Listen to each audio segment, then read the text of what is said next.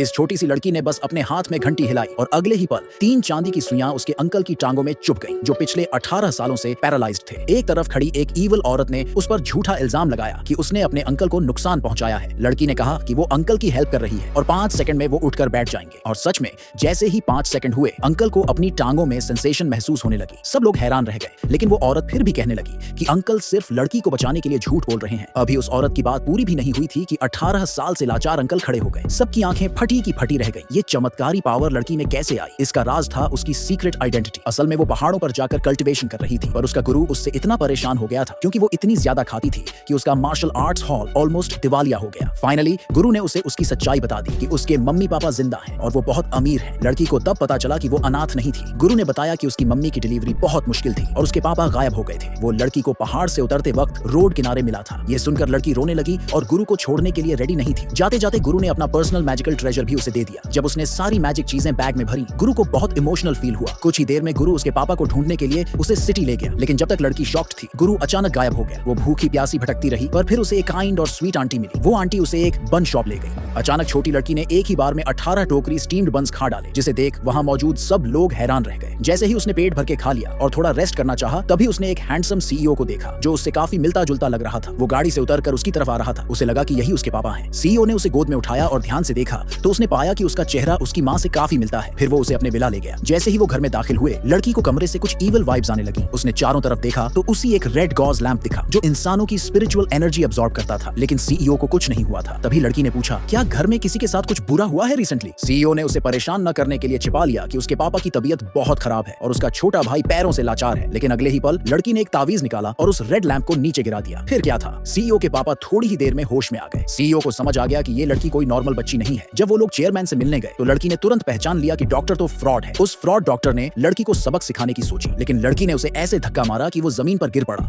और डर के मारे भाग गया। इसके बाद सीईओ ने चेयरमैन को सहारा देकर उठाया और लड़की को अपनी बेटी बताया। चेयरमैन ये सुनकर बहुत खुश हुआ, लेकिन फिर वो चालाक औरत बोल उठी कि चेयरमैन तो उस डॉक्टर की वजह से ठीक हुए हैं। लड़की ने तुरंत उस औरत की चालाकी को एक्सपोज कर दिया। वो बोली, दादा को अभी अभी तो मैंने ठीक किया और आप क्रेडिट किसी और को दे रही हो। उस औरत ने लड़की पर झूठ बोलने का इल्जाम लगा दिया। तभी सीईओ का छोटा भाई व्हील चेयर में वहां आया। लड़की ने उसकी हालत देखकर चेक किया तो वो समझ गई कि उसकी टांगे तो पहले ही ठीक हो जानी चाहिए थी, लेकिन वो अब भी खड़ा नहीं हो पा रहा था। थोड़ी देर सोचने के बाद लड़की ने अंदाजा लगाया कि उसके अंकल को किसी ने नुकसान पहुंचाया है। इतना सुनते ही वो चालाक औरत कांपने लगी। वो डर गई कि कहीं उसका सालों पुराना कार एक्सीडेंट वाला राज न खुल जाए। थोड़ी ही देर में उस औरत की बेटी आई और लड़की को एक गिफ्ट दिया, लेकिन लड़की ने वो जेड पेंडेंट जमीन पर गिरा दिया क्योंकि उसे महसूस हो गया था कि ये माँ बेटी दोनों ही गलत लोग हैं और उस पेंडेंट से भी ईवल एनर्जी निकल रही थी।